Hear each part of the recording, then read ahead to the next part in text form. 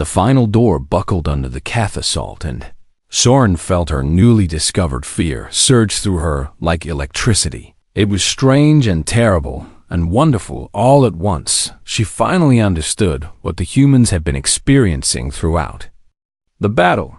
Every nerve was alive with the desperate need to survive and protect and fight. Every heartbeat carried the weight of everything she had to lose, and beneath it all burned a fierce refusal to surrender that logic alone could never have provided. Here they come, Yoon shouted as the door finally gave way. The Keth poured through the breach like a nightmare made manifest.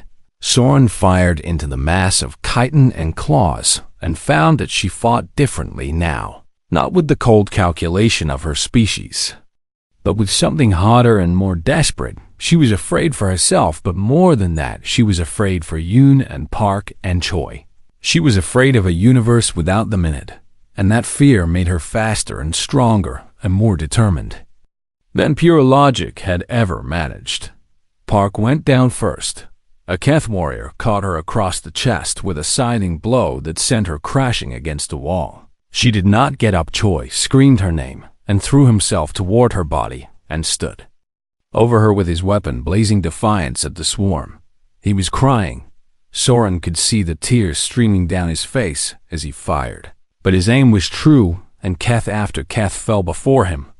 Cover Choi, Yoon ordered, and he and Soren moved to flank the young soldier. They formed a triangle around Park's fallen body and held the line against impossible odds. Soren's weapon ran dry, and she drew her sidearm and kept firing.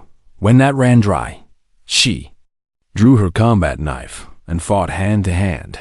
A Keth claw opened a gash across her chest, and she felt the pain like fire and used it to fuel her fury. Yoon took a hit to his shoulder that should have dropped him, but he stayed on his feet and kept fighting with one arm hanging useless at his side. Choi took a blow to the head that sent him staggering, and he fell to his knees beside Park. For a moment, Soren thought it was over. The Keth pressed forward, and there were too many, and they were too tired, and this was the end. Then Choi did something impossible. He grabbed Park's body and dragged her behind a console for cover, and Park moved. She was alive. Badly wounded, but alive, and she raised her sidearm with a blood-slicked hand and shot the Keth warrior that was about to kill Choi. Thought you were dead. Choi gasped. Takes more than that, Park replied, and her voice was weak, but there was iron in it still. They rallied 4 of them against an army, and somehow they held. Yoon fought with one arm and managed to kill more Keth than seemed possible. Choi found new reserves of strength and protected Park while she provided cover fire from the ground. And Soren fought with the fear singing in her blood and found that it gave her something her species had never possessed, a reason to fight. Beyond mere survival, a cause worth dying for. The room contracted around them as more Keth poured through the breach. They were pushed back and back again until they stood in a tight circle with their backs to each other. It has been an honor, Yoon said, and his voice was calm despite everything same. Park whispered, I love you guys, Choi said, and he was crying again, but his hands were steady. Soren wanted to say something. She wanted to tell them what they had given her, what they had taught her, what they had made her become. But there was no time. The Keth surged forward for the final kill. And then the ceiling exploded. Light poured down from above, and figures in the lion's combat armor dropped through the hole on repelling lines. The cavalry had arrived. Soren learned later that the evacuation ships had pushed their engines beyond safe limits when they detected the scale of the Keth assault. They had arrived 6 hours early, and their marine contingent had fought through the swarm to reach the bunker. In the moment, though, all Soren knew was that they were not going to die. She watched the fresh troops push the Keth back and felt her legs give out beneath her. She sat on the floor of the blood-soaked bunker surrounded by the bodies of enemies and friends and felt something wet on her face. She was crying. Valkyrie did not cry. They had never evolved the capacity for it. But Soren was crying anyway. Great heaving sobs that shook her whole body as the tension of the battle finally released. She felt a hand on her shoulder and looked up to see Yoon lowering himself to sit beside her. "First time?" he asked gently. "Yes," she managed. "It gets easier," he said. "Or maybe you just get used to it, and I am not sure which." They sat together in silence while the Marines secured the bunker. Park was being loaded onto a stretcher by the medics. Choi was sitting against the wall with a blank expression that would probably need professional help to address, but they were alive, all four of them. Against impossible odds, they had survived. Weeks later, Soren stood before the Alliance Command Council and delivered her after-action report. She described the tactical situation accurately. She detailed the defensive measures they had employed. She provided casualty figures and ammunition, expenditure rates, and all the other data that military reports required. But at the end, she added something that no Valkyrie had ever included in an official document. "I went to Varith knowing no fear," she said. "I believed this made me a superior soldier, and I was wrong." The council listened in silence. "The humans I fought beside taught me that fear is not a weakness to be eliminated," she continued. "It is information about what matters, and it is fuel for courage, and it is the foundation of everything that makes soldiers willing to die for each other." She paused and gathered herself. "I recommend that all Valkyrie officers be assigned to serve alongside human units," she said. "Not to learn tactics or strategy, but to learn what it truly means to be brave." The council would debate her recommendation for months. Some would agree, and some would dismiss it as the product of combat stress. But Soren did not care about their decision. She knew what she had learned. She visited Yoon in the medical bay on her way out. He was sitting up in bed with his arm in a regeneration sleeve and a tired smile on his face.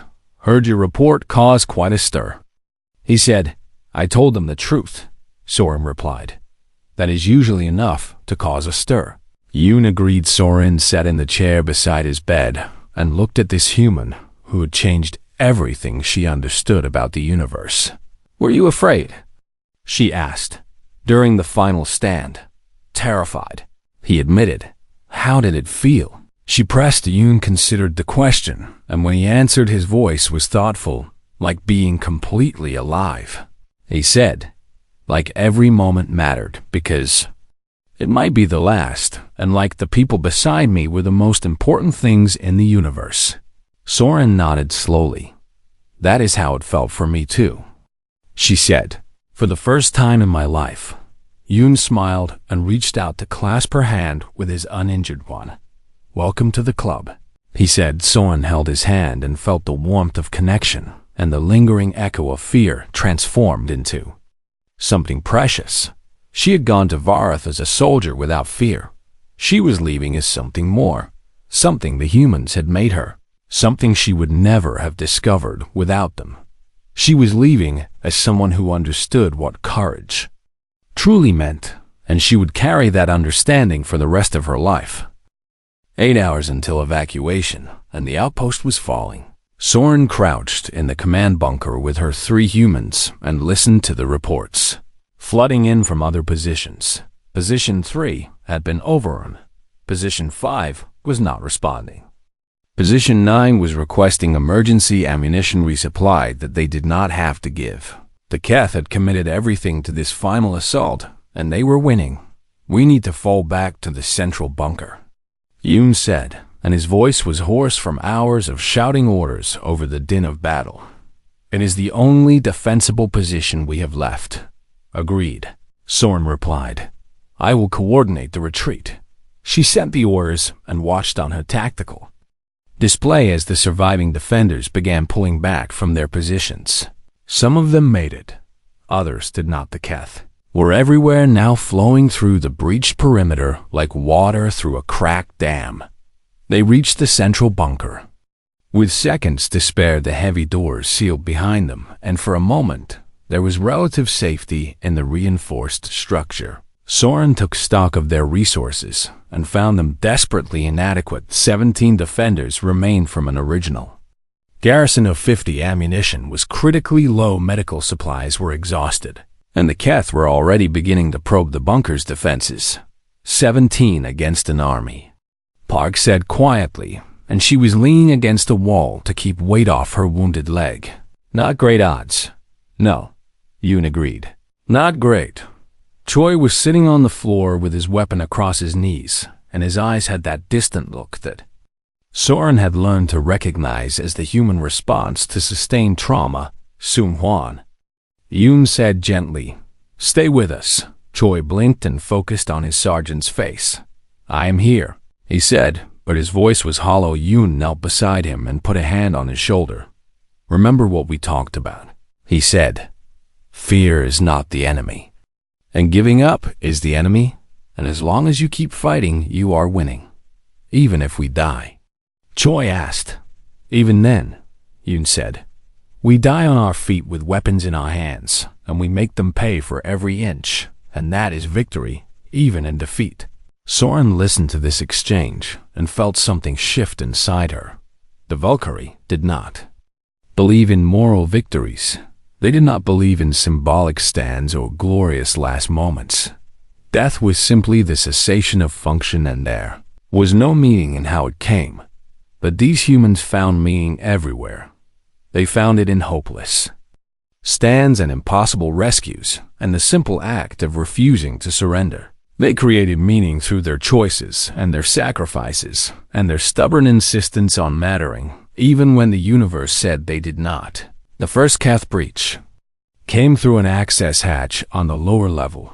Soren heard the defenders down there open fire and heard the screaming that followed, and heard the terrible silence when the screaming stopped. "They are inside." Someone reported over the comm. "Fall back to level 2. Soren ordered. "Seal the access points behind you." They lost 3 more defenders in the retreat. The bunker that was supposed to hold 50 was now held by 14, and the Keth were everywhere. Soren found herself separated from the main group when a section of ceiling collapsed between her and the others. She was alone in a corridor with Keth warriors closing in from both ends. For the first time in her existence, something strange happened in her mind. She ran the probability calculations automatically, and they showed near certain death. This was expected. This was something she had faced before without particular concern. But now she found herself thinking about the humans. She thought about Yoon and his steady hands and shaking voice. She thought about Park and her fierce determination. She thought about Choi pushing through his terror to save himself and others. She thought about how they had come back for her during the 4th wave when logic said they should have left her to die, and she realized that she did not want to die. Not because she feared death itself. Valkyrie did not fear anything, but because dying here would mean never seeing if the humans survived. It would mean never understanding what made them so impossibly magnificent. It would mean never knowing what force drove them to such beautiful, irrational heights. She recognized this feeling. She had seen it in the humans throughout the battle. This was attachment. This was caring about something beyond yourself. This was the foundation of everything the humans called courage and sacrifice and love. And with that recognition came something else, something that flowered in her chest and spread through her body and made her heart beat faster and her breathing quicken. She was afraid, for the first time in her 43 years of existence. Soren Hajun of the Valkyrie was afraid, not of death. She was afraid of losing. The humans who had shown her what it meant to truly live, the Keth, closed in, and Soren raised her weapon and felt the fear singing through her veins and understood at last why the humans fought so hard. Because fear was not weakness, fear was love. Armed and ready for battle, an explosion tore through the wall to her left, and suddenly Yoon was there with Park and Choi behind him. They had come for her again. "Move!" Yoon shouted, and Soren moved. They fought their way back to the main group and crashed through a security door that Choi sealed behind them. Soren was breathing hard and her hands were trembling, and she felt more alive than she had ever felt in her entire existence. "You came for me," she said. Yoon looked at her with blood on his face and exhaustion in his eyes, and something that might have been affection in his voice. "You are part of the squad now," he said. "We do not leave squad behind." Soren felt the fear still pulsing through her and understood now that it was not something to be conquered or eliminated. It was something to be embraced. It was the price of caring about anything at all. 8 hours. Park reported. 8 hours until the ships arrive. They looked at each other. 14 defenders against an army. 8 hours until salvation or death. Soren checked her weapon and found that her hands had stopped trembling. The fear was still there, but she understood it now. She knew what it was for. "I am glad," she said quietly, "that if I am going to die today, I will die beside humans." Yoon smiled, and it was the tired smile of a man who had fought too long and lost too much, but who had not given up. "We are not dead yet," he said, "and I have learned to never count humans out until the last one falls." The Keth began their assault on the final door. Soren raised her weapon and felt the fear, and let it fill her with something. She finally had a name for courage. She understood now, and she was ready. The third wave had nearly killed them all. Soren lay against the remnants of their barricade and pressed a field dressing to the wound in her side, where a Kethclaw had found the gap in her armor. The pain was significant, but pain was simply information. And Valkyrie processed information without emotional response. Around her, the humans were doing the same. Park had taken shrapnel to her leg and was applying a tourniquet with hands that shook from exhaustion rather than fear. Choi sat with his back against the broken section of wall and stared at nothing while his body processed the aftereffects of sustained terror. Yoon moved between them, checking wounds and distributing the last of their medical supplies, and somehow finding words of encouragement. Despite the obvious hopelessness of their situation, 31 hours until evacuation, he said as he knelt beside Soren to examine her wound. "We are past the halfway point. Our ammunition is at 23%. Soren replied. "Our defensive position has been compromised in multiple locations, and we have sustained injuries. That will impair combat effectiveness by an estimated 40%. So we are doing great," Yoon said, and Soren had spent enough time with humans now to recognize the statement as something they called sarcasm. "I do not understand how you find humor in this situation," she admitted. Yoon finished checking her wound and sat back with a heavy sigh. "If I did not laugh, I would cry," he said, "and crying does not help anyone right now." Soren considered this and found it strangely logical, despite its apparent irrationality. A burst of static came through their communication system, followed by a fragmented voice. "Position 7. This is Command Post, and we are reading massive Keth movement on your sector, and fourth wave incoming, an estimated arrival 15 minutes. The humans exchanged looks that Soren was learning to read fear. Yes, always fear with them, but something else too, something that looked like determination forged in fire. "Copy Command Post," Yoon replied. "Position 7 will hold." He turned to his squad, and his face was grim, but his voice was steady. "Check your weapons and rest while you can, because they will be here soon, Sergeant," Choi said, and his voice was quiet. "Do you think we're going to make it?" Yoon was silent for a long moment. "I do not know," he admitted, "but I know that we are going to fight like we will, and that is all any of us can do." Soren found herself unexpectedly moved by this response. It was not logical, and it offered no statistical comfort, yet it seemed to strengthen the humans in ways she could measure through their changed postures and steadier breathing. Perhaps she thought there were forms of strength that had nothing to do with logic. The fourth wave came earlier than predicted. They emerged from the ground, this time burrowing beneath the defensive perimeter and erupting inside the fortified position. One moment Soren was reloading her weapon, and the next the floor was splitting open, and Keth warriors were pouring out like black water from a broken dam. In the chaos that followed, she lost track of her squad mates. She fought with the cold precision of her species, moving and shooting and calculating, even as the world dissolved into screaming and chitin and the wet sounds of violence, a Keth. Warrior tackled her from behind, and they rolled across the broken ground in a tangle of limbs. She felt its claws tear at her armor and its mandibles snap inches from her face, and she knew, with absolute certainty, that she was about to die then. The weight was gone, and Yoon was there hauling her to her feet and shoving her toward cover while Park laid down suppressive fire from somewhere behind them. "Move!" Yoon shouted. "Secondary position now." They ran. Soren did not remember deciding to run. Her body simply moved, following Yoon through the chaos while explosions and weapons fire and dying screams filled the air around them. They reached the secondary position and threw themselves behind cover, and for a moment, there was relative quiet as the Keth regrouped for another push. "Where is Choi?"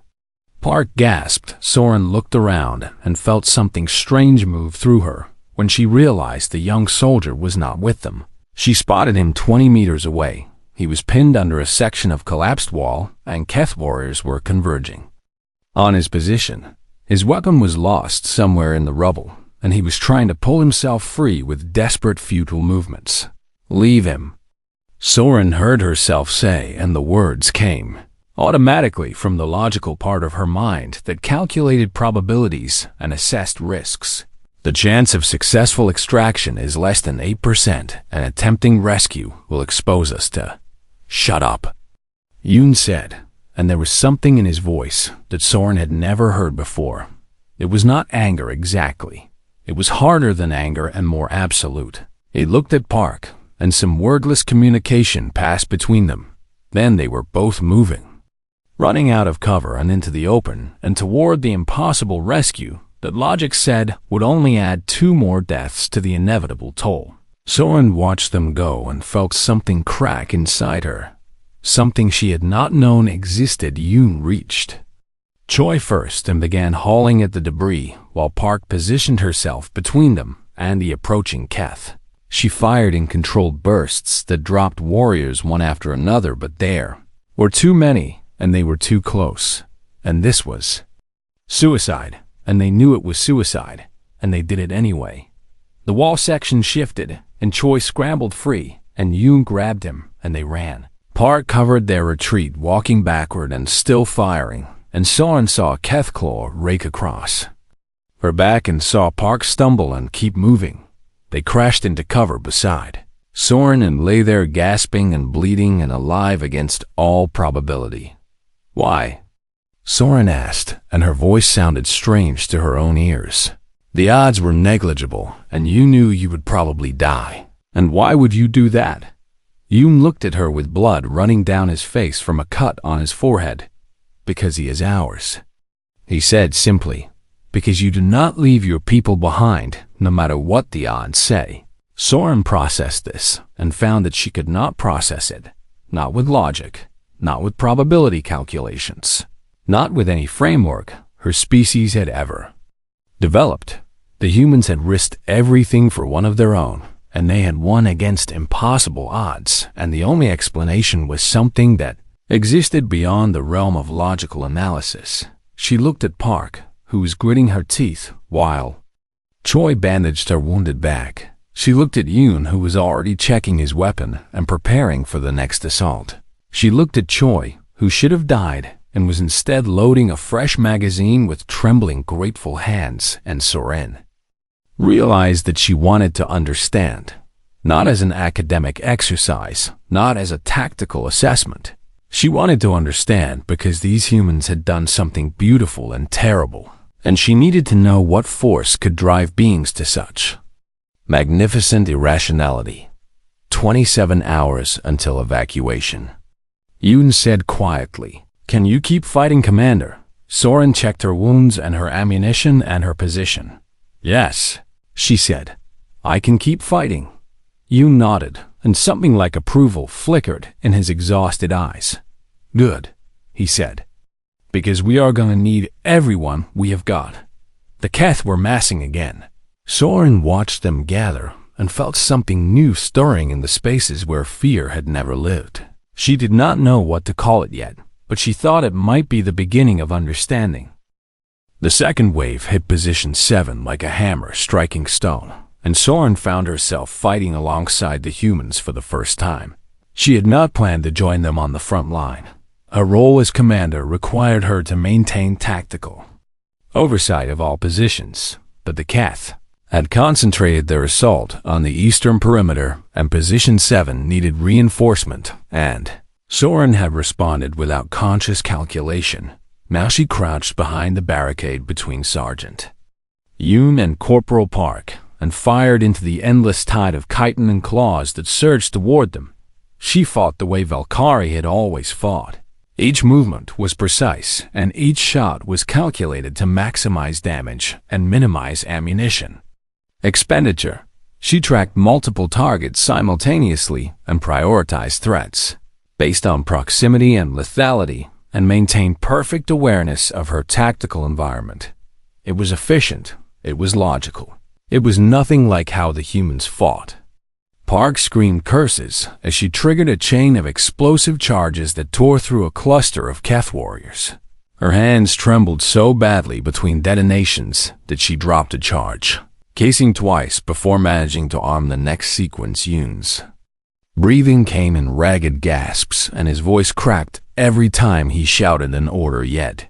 Those orders came without hesitation, and his squad responded to them instantly. And Private Choi Soren watched Choi with particular attention because she had identified him as the weakest link in the human squad. He was young and inexperienced, and his fear responses were the most visible of the three. When a Keth breach team erupted from the ground, directly in front of his position, she saw his face go white and his body freeze in the way she had observed in countless other species.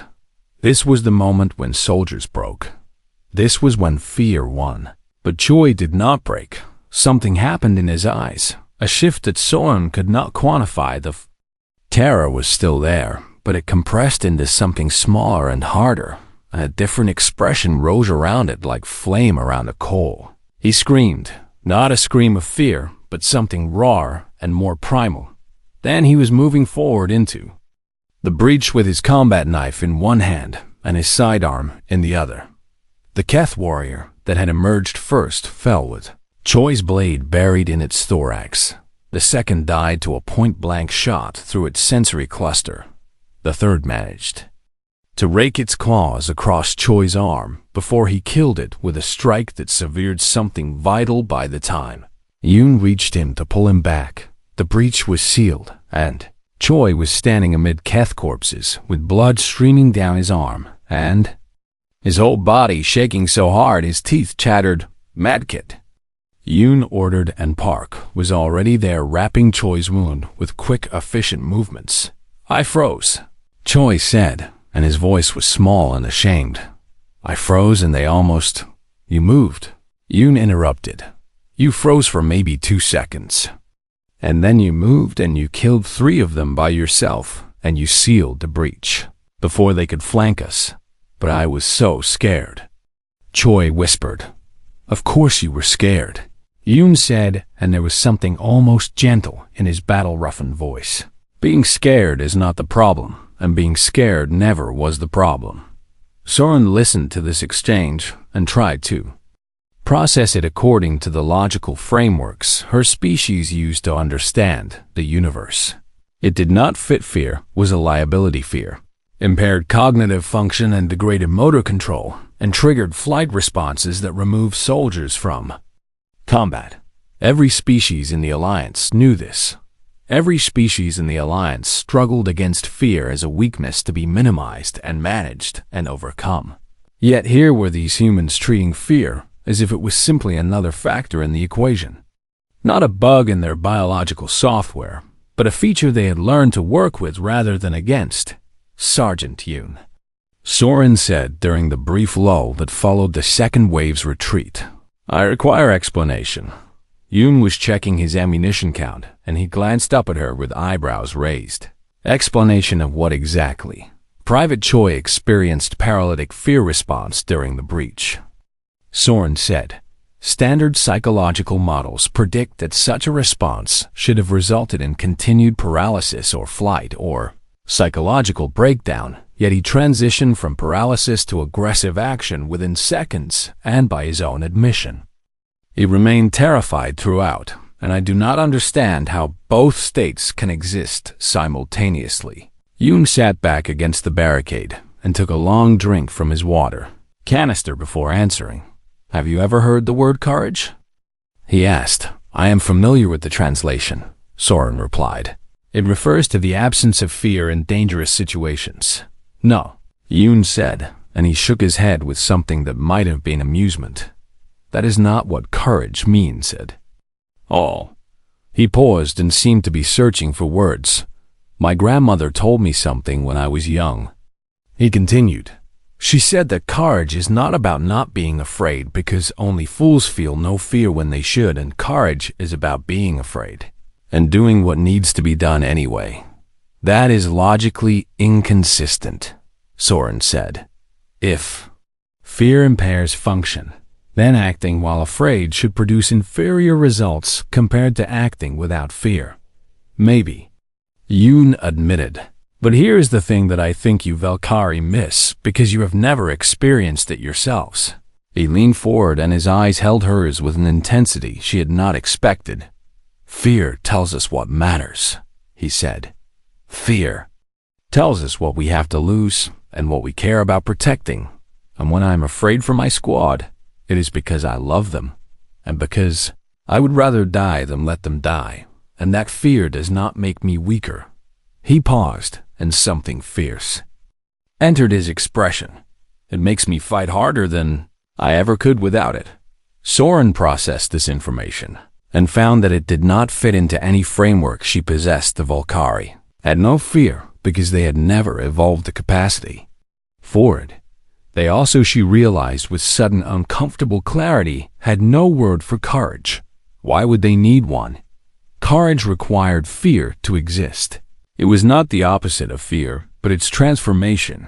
Without fear, there could be no courage, and without courage, she stopped a thought before it could complete itself, because it led somewhere she was not ready to go. The perimeter alarms screamed again.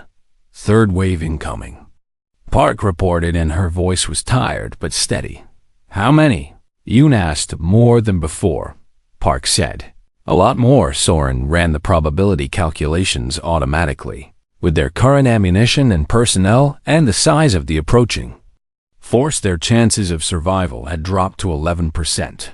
"I calculate 11% probability of survival," she informed the squad. Yoon looked at her, and something like a smile crossed his exhausted face. "I have beaten worse odds," he said. "That is statistically improbable," Soren replied. "Yeah, well," Yoon said as he rose to his position and raised his weapon toward the approaching swarm. "Humans are statistically improbable creatures." The third wave struck and Soren fought beside her humans and watched them shake and sweat and curse and hold their ground. And somewhere in the chaos of battle, she began to wonder what it might feel like to be afraid. Commander Soren Hajun stood at the observation window of Outpost Verithan watched the distant horizon where darkness gathered like a living thing.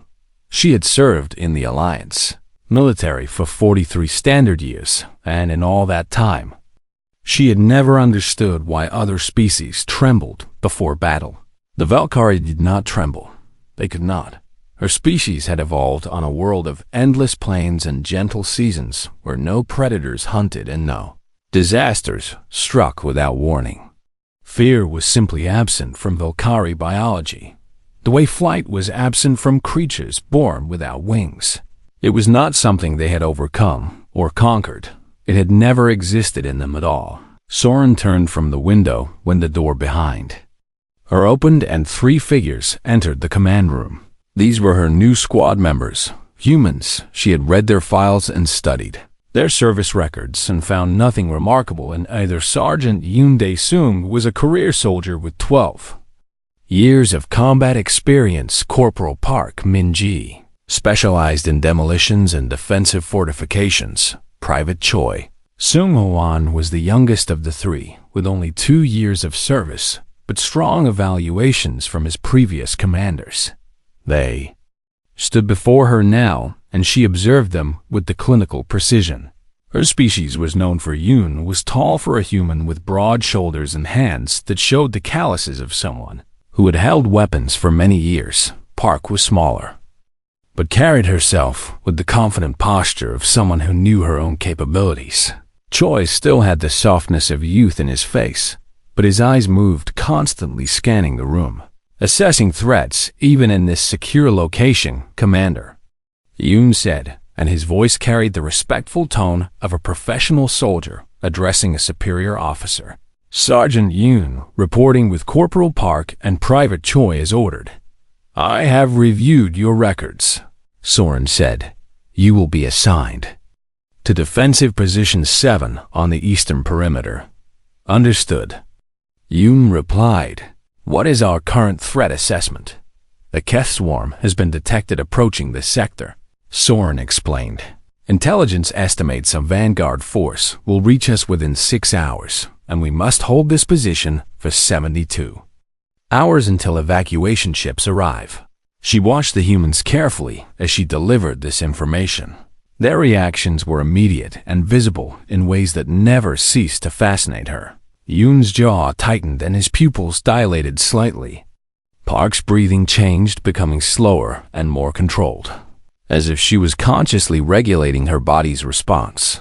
Choi swallowed hard, and his hands curled into fists at his sides before relaxing again.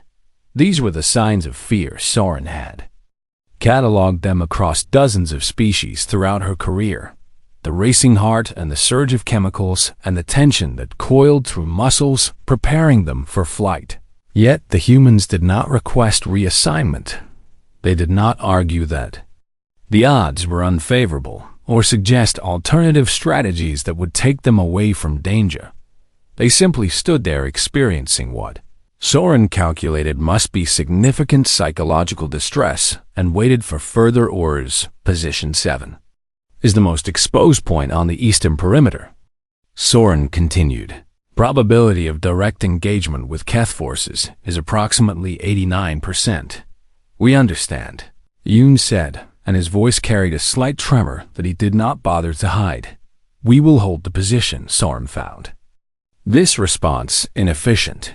A logical being would seek to minimize risk and maximize survival probability. The humans were doing neither. She dismissed them to prepare their position and spent the next several hours coordinating the outpost's defenses.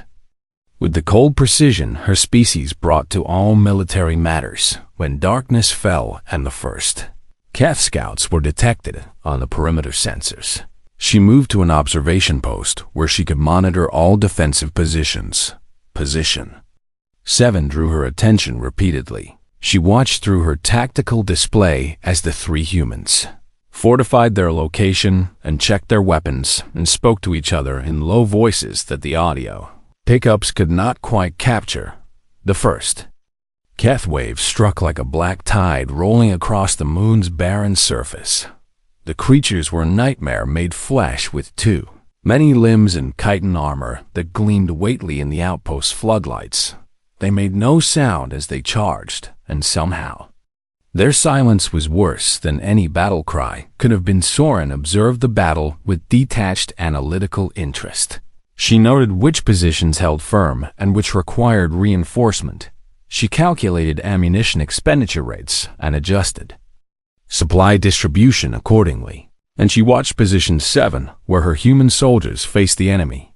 Sergeant Yoon was shouting orders, and his voice cracked with what Soren identified as terror, yet his hands remained absolutely steady as he fired into the oncoming swarm. Corporal Park worked beside him, placing explosive charges with fingers that visibly shook, yet never fumbled.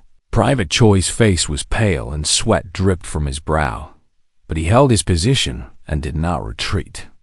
Even when a Keth warrior breached their barricade and came within arm's reach before he killed it, Soren had seen soldiers from many species face the Keth. She had watched Tarvani warriors freeze in panic as their threat response systems overwhelmed their higher functions. She had observed Mallory. Tacticians retreat in perfect order when probability calculations showed unfavorable odds.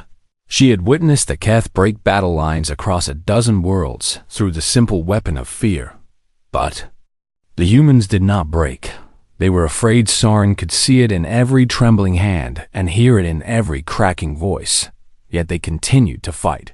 They continued to hold when the first wave finally receded and the Keth withdrew to regroup. Soren left the observation post and made her way to position 7. She found the 3 humans breathing hard and reloading their weapons and tending to minor wounds. They had suffered in the fighting, Sergeant Yoon, she said as she approached. He looked up and there was something in his eyes that she could not immediately identify. It was not the blank shock she had seen in other species after combat. It was sharper than that and more alive. "Commander," he acknowledged, "I observed your performance during the engagement." Soren told him, "Your physiological responses indicated significant fear throughout the battle, yet you maintained combat effectiveness and did not retreat from your position." Yoon exchanged a glance with Park and Choi that seemed to communicate something Soren could not interpret. "Yes," he said simply, "I do not understand." Soren admitted, and this was not something her species said easily. Fear should impair function, and fear should trigger retreat, and fear should make soldiers less effective, not more so, yet you fought as if the fear made no difference. Yoon was quiet for a moment, and when he spoke his voice was thoughtful. "The fear makes all the difference," he said. "It just does not make the difference you think it does." Before Soren could ask him to explain the perimeter, alarms began wailing again. The Keth were returning. Their second wave was already visible on the horizon, and even from this distance Soren could see that it was larger than the first. "How long until evacuation?" Park asked. 67 hours. Soren replied. The humans looked at each other again, and something passed between them that Soren desperately wanted to understand. Then Yoon turned back to his position and raised his weapon and said in a voice that shook with fear and rang with something else entirely, "Then we hold for 67 hours. Soren watched him and felt the first stirring of something she had no name for, something that made her want to understand these impossible, contradictory, magnificent creatures who knew fear and fought anyway.